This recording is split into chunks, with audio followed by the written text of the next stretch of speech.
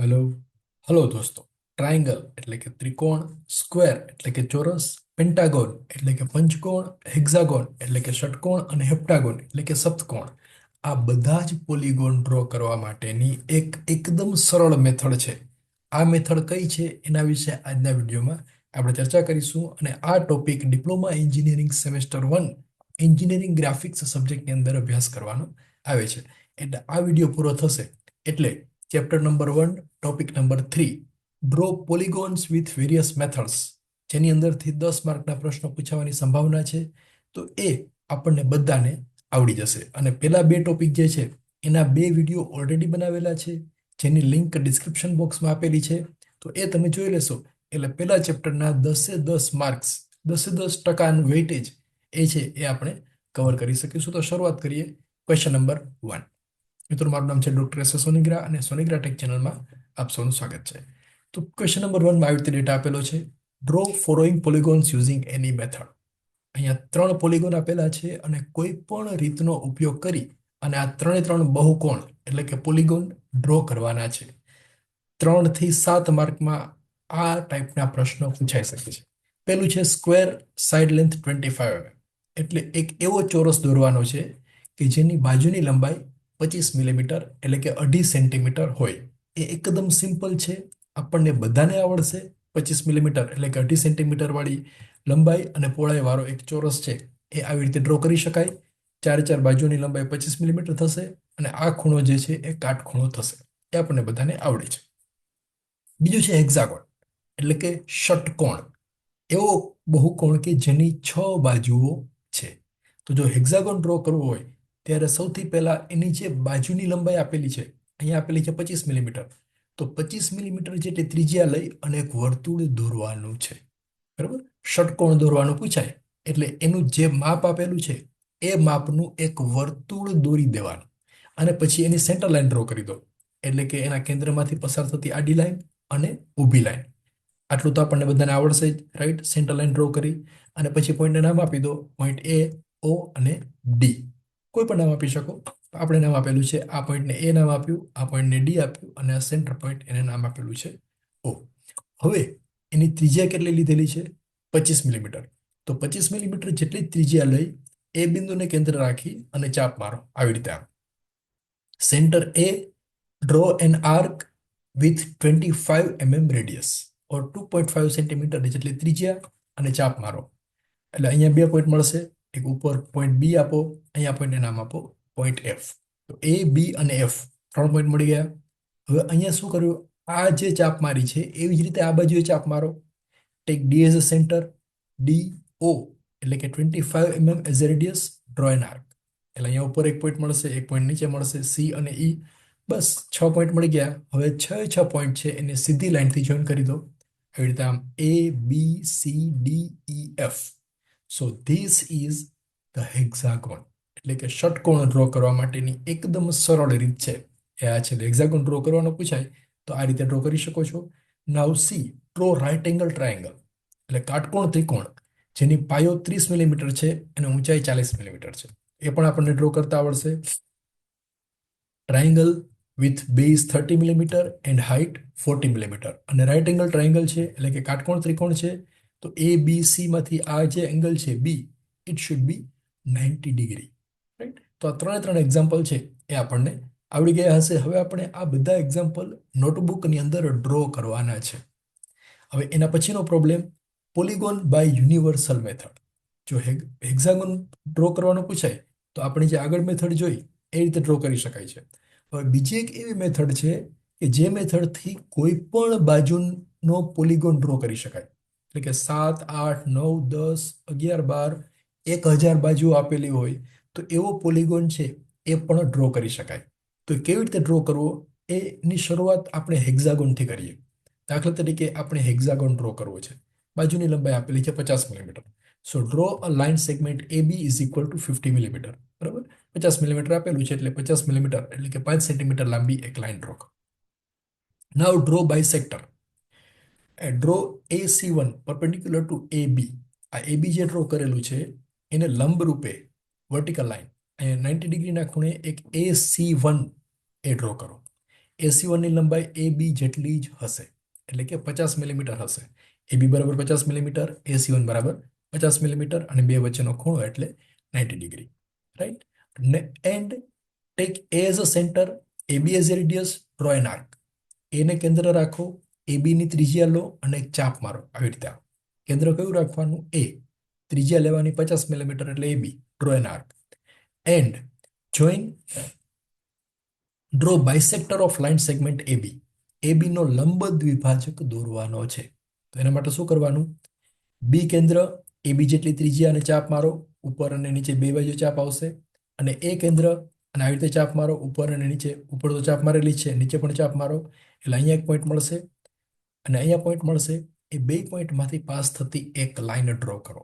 So this red coloured line is bisector of line segment AB. AB નો લંબ દ્વિભાજક એ આ line થઈ ગઈ. હવે આ જે પોઈન્ટ છે એ પોઈન્ટને નામ આપો point number 6. This is the important point. અહીંયા ભૂલ થવાની સંભાવના છે. અહીંયા ભૂલ ન થાય એટલે આપણે યાદ રાખશું, આ પોઈન્ટને આપણે નામ આપીશું point number 6. Now join BC with straight line. આ પોઈન્ટ B અને C અને સીધી લાઈનથી જોઈન કરો, એટલે અહીંયા એક પોઈન્ટ મળશે, એને આપણે નામ આપીએ પોઈન્ટ નંબર 4. અને 4 અને 6 શું કામ નામ આપેલા છે એ આપણને આગળ સમજાશે. અહીંયા સુધી સમજાઈ ગયું. હવે 6 નંબરનું પોઈન્ટ છે એને કેન્દ્ર રાખો. Point number 6 as a centre and 6A as a radius and draw an arc. જો આ લખેલું છે circle, 6 as a centre, 6A as a radius. 6 એટલી જેટલી ત્રિજ્યા અને 6 ને કેન્દ્ર રાખીને સર્કલ ડ્રો કરો, એટલે એ B માંથી પસાર થશે. હવે આ જે 6 નંબરનું પોઈન્ટ કેન્દ્ર રાખેલું છે, એટલે આ જે વર્તુળ છે એની અંદર હેક્ઝાગોન આવશે, 6 બાજુઓ વાળો પોલિગોન આવશે. તો હવે એના માટે શું કરવાનું? AB બરાબર આપણને ખબર છે 50, તો BC બરાબર કેટલા હોય? આની બધી બાજુની લંબાઈ એક સરખી હોય, એટલે AB બરાબર BC બરાબર CD હોય. તો AB બરાબર 50 છે, તો BC બરાબર 50, એટલે કે B ને કેન્દ્ર રાખી અને આ બાજુ ચાપ મારો 50 મિલીમીટર આગળ. AB બરાબર 50, તો BC બરાબર 50, એટલે B ને કેન્દ્ર રાખીને ચાપ મારો. એવી જ રીતે A ને કેન્દ્ર રાખીને આ બાજુ ચાપ મારો, એટલે અહીંયા પોઈન્ટ C મળશે, અહીંયા મળશે પોઈન્ટ F. આ બે પોઈન્ટ મળી ગયા. હવે બાકીના પોઈન્ટ કેવી રીતે મળશે? યસ, આ C ને કેન્દ્ર રાખીને ચાપ મારો. Take C as a centre, 50 millimetre as a radius, draw an arc.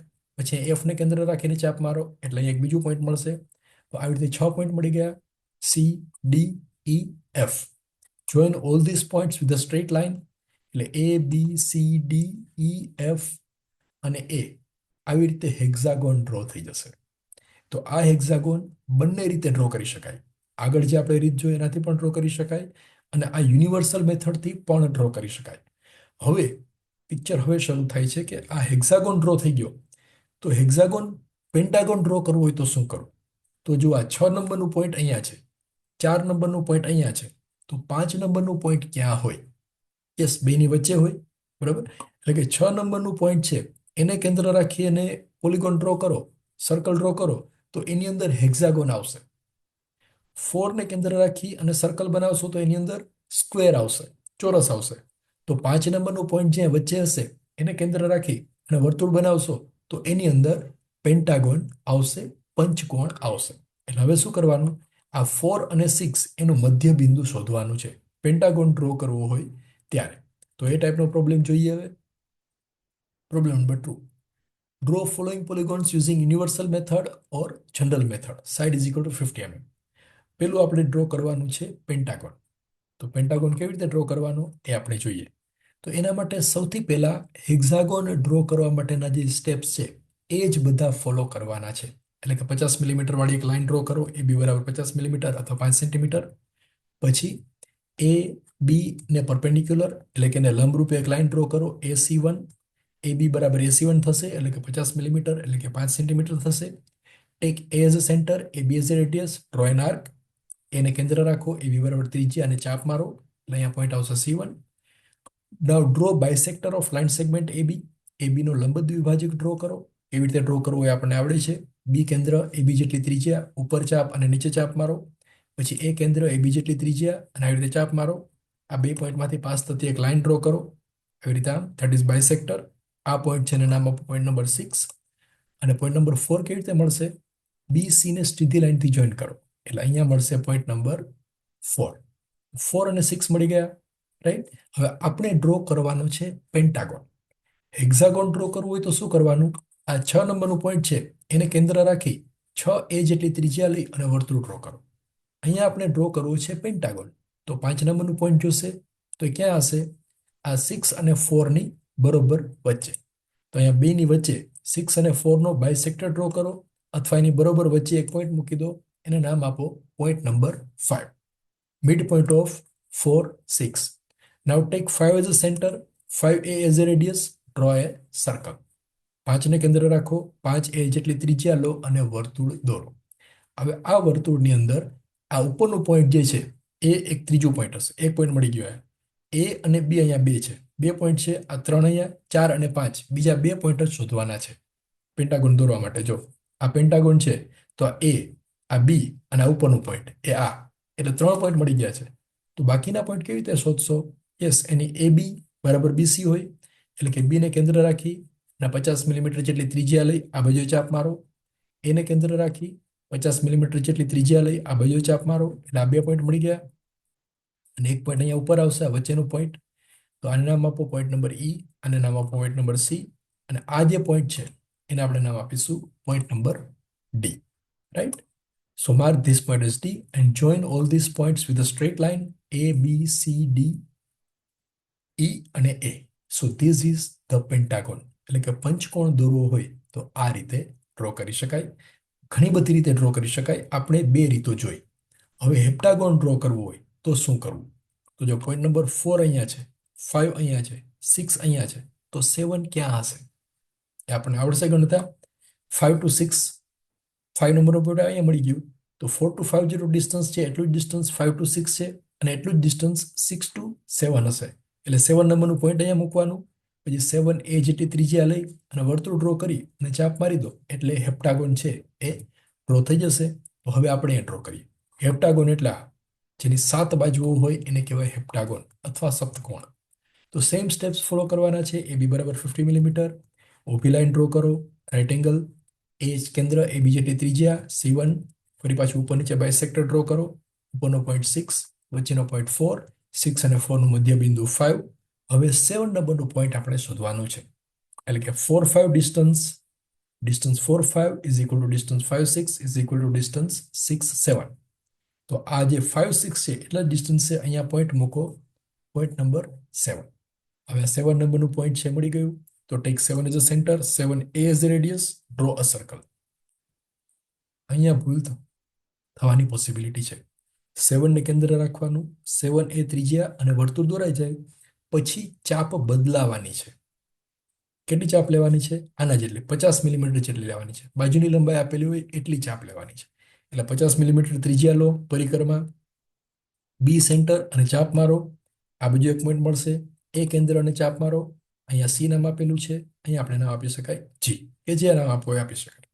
પછી એવી રીતે આ જી સી પોઈન્ટ જે છે એને કેન્દ્ર રાખીને ચાપ મારો, એટલે એક પોઈન્ટ અને એક પોઈન્ટ ઉપર મળશે. આ મધ્ય જે સેન્ટર લાઈન ડ્રો કરી છે એના ઉપર એક પોઈન્ટ મળશે, ઈ પોઈન્ટ. હવે ઈ પોઈન્ટને કેન્દ્ર લઈ અને ચાપ મારશો એટલે એક પોઈન્ટ અહીંયા મળશે અને એક પોઈન્ટ આ બાજુએ મળશે, ડી અને એફ. આવી રીતે ડ્રો કરશો એટલે એરર નહીં આવે. ઈ પોઈન્ટને કેન્દ્ર રાખી બે બાજુ ચાપ મારશો એટલે એરર ઘટી જશે. હવે આ બધા પોઈન્ટને જોઈન કરી દો, એટલે A B C D E F G અને A. So this is called as heptagon અથવા સપ્તકોણ. મિત્રો, અહીંયા જે સ્ટેપ લખેલા છે એ એક પણ સ્ટેપ એક્ઝામમાં લખવાની જરૂર નથી. માત્ર ડ્રોઈંગ બનાવવાનું છે, હેપ્ટાગોન ડ્રો કરવાનું છે. તો આઈ હોપ કે અત્યારે આ હેપ્ટાગોન કેવી રીતે ડ્રો કરવો આપણને બધાને સમજાઈ ગયું હશે. તો એ તમે કમેન્ટ બોક્સમાં લખી શકો છો કે સમજાય છે કે સમજાતું નથી. હવે એનાથી પણ સરળ રીત, આ કંઈ ડ્રો કરતા ન આવડે, એક પણ મેથડ ડ્રો કરતા ન આવડે અને પોલિગોન ડ્રો કરવું હોય તો કેવી રીતે કરવું? દાખલા તરીકે ત્રિકોણ ડ્રો કરવો હોય તો આ એંગલ આવશે 60 ડિગ્રી, બાજુની લંબાઈ જે આપેલી હોય એ લઈ લેવાની. ચોરસ દોરવું હોય તો અંદરનો ખૂણો છે 90 ડિગ્રી આવશે. પેન્ટાગોન પંચકોણ દોરવું હોય તો આ ખૂણો કેટલો આવશે? 108 ડિગ્રી. હેક્ઝાગોન ડ્રો કરવું હોય તો આ ખૂણો આવશે 120 ડિગ્રી. હેપ્ટાગોન દોરવું હોય તો અંદરનો ખૂણો આવશે 128.5 ડિગ્રી. એટલે એક્ઝામની અંદર એક પણ મેથડ ડ્રો કરતા ન આવડતી હોય તો આવી રીતે પોલિગોન ડ્રો કરશો તો પણ પૂરેપૂરા માર્ક્સ એની અંદર મળશે, કારણ કે એમાં સ્પષ્ટ લખેલું છે કે પોલિગોન કોઈ પણ મેથડથી ડ્રો કરી શકાશે. તો આ રીતે તમે ડ્રો કરશો તો પણ એ ચાલશે. પેન્ટાગોન માટે 108 ડિગ્રીનો ખૂણો લેવાનો, હેક્સાગોન માટે 120 ડિગ્રી અને હેપ્ટાગોન માટે 128.5 ડિગ્રીનો અંદરનો ખૂણો લેવાનો. બધા ખૂણા એક જ સરખા હશે. હવે ડ્રોઈંગ શીટમાંથી ક્વેશ્ચન કેવી રીતે પૂછાઈ શકે છે એ આપણે જોઈએ. તો ડ્રોઈંગ શીટ આપણે જે યુઝ કરીએ છીએ એ A2 સાઇઝની હોય છે, જેનું માપ છે 420 mm બાય 594 mm. એના ફરતે આવી રીતે બોર્ડર બનાવેલી હોય છે અને બોર્ડરની અંદર અહીંયા આગળ 40 mm અંતર છોડેલું છે અને બાકી બધી જગ્યાએ 10-10 mm ડિસ્ટન્સ છોડેલા હોય છે. અને નીચેની બાજુએ અહીંયા આપણે ટાઇટલ બ્લોક ડ્રો કરીએ છીએ. એટલે એવી રીતે પણ પૂછાય કે ટાઇટલ બ્લોક ક્યાં ડ્રો કરવામાં આવે છે, તો અહીંયા ડ્રો કરેલો હોય છે, રાઈટ. અને ટાઇટલ બ્લોક કેવો હોય છે, તો આ ટાઈપનો હોય છે. એમાંથી ક્વેશ્ચન એવી રીતે પૂછાય, explain the title block, what information is given in the title block. એટલે કે ટાઇટલ બ્લોક સમજાવો, તેમાં કઈ માહિતી હોય છે. આવો ક્વેશ્ચન પણ ઘણી વખત એક્ઝામમાં પૂછાયેલો છે. તો ટાઇટલ બ્લોકની અંદર કઈ માહિતી હોય? કંપનીનું નામ, પ્રોડક્ટનું નામ, જેને ડ્રોઈંગ બનાવેલું છે એનું નામ, એની સિગ્નેચર, ચેક કરેલું છે એનું નામ, એની સિગ્નેચર, ડેટ, કમ્પ્લીટ ક્યારે થઈ એની ડેટ અને સિગ્નેચર, સ્કેલ, પછી કઈ મેથડથી ડ્રોઈંગ કરેલું છે, ફર્સ્ટ એંગલ પ્રોજેક્શન મેથડ કે થર્ડ એંગલ પ્રોજેક્શન મેથડ, એનો સિમ્બોલ, એ બધી માહિતી ટાઇટલ બ્લોકની અંદર હોય છે. એવી રીતે એનો આન્સર લખવાનો છે. જો આ એક ટિપિકલ ડ્રોઈંગ શીટ છે જે ડ્રો કરેલી છે. બધા angles, types of line, dimensioning system, alphabets, polygon અને કોઈ એક drawing with uses of line. તો મિત્રો આ 3 ચેપ્ટર છે. આ પહેલો ચેપ્ટર જે છે એ અત્યારે અહીંયા પૂરું થાય છે. એન્જિનિયરિંગ ગ્રાફિક્સ સબ્જેક્ટનો સિલેબસ અહીંયા આપેલો છે અને એક્ઝામની પ્રિપેરેશન કેવી રીતે કરવી એનો વિડીયો અહીંયા આપેલો છે. તો એ તમે અભ્યાસ કરશો એટલે આ સબ્જેક્ટની અંદર પૂરેપૂરા માર્ક્સ આવવાની પૂરેપૂરી સંભાવના છે. Wish you all the best for this exam.